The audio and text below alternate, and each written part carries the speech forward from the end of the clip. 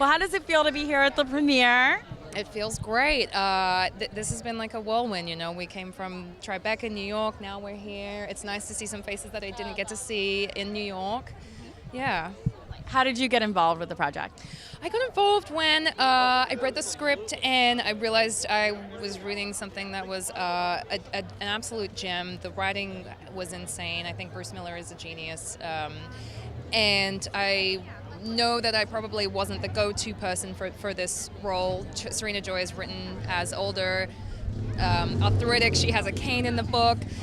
I think that both of the main, couples younger. So, Yes. Yeah. So that was an interesting choice. it was, and I think a powerful one because you have these two women pitted against each other, Serena Joy and Offred, and you watch this power play that might not have necessarily been there had Serena Joy been as old as she is in the novel.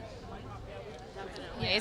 So how was it? What made you want to play the role? What drew you to that role? I think she's so complex. I think she's a really dark woman, and I think she's responsible for part of that darkness and for putting herself in that position. So, and she's a silent stander by type person who watches this kind of oppression take place in this society, and she was part of creating it, but she's now living in this cage that she sort of was part of designing, and I think there's so many dualities just within that in itself that was attractive to me to sort of try and dive into.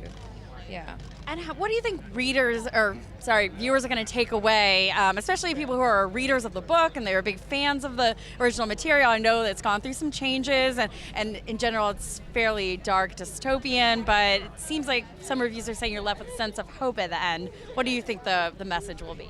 Oh, I think there's a lot of messages. I think you can't just pin it down to one thing. I mean, for sure, there is hope in the book, but it's also a very tragic story. It's told in a beautiful way, but there's a lot of tragedy here and a lot of messages, a lot of warning signs, a lot of light shed on issues and things that are actually happening in the real world that have been happening for many decades.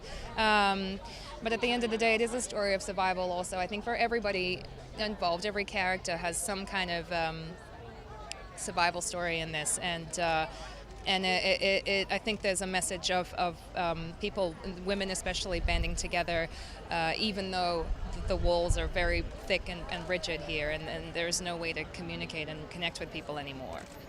And lastly, we focus a lot on health at New You. Do you have a piece of health advice you give young fans, your younger self? A bit of what advice? Health advice. Health advice? Health advice. Yeah. Well, don't eat sugar. That's a good one. Don't eat sugar. Eat your greens. Listen, I think that old cliche is so true. You are what you eat. Period. End of story. I don't care what anyone says. It's so true. You are what you eat. Be mindful of what you eat.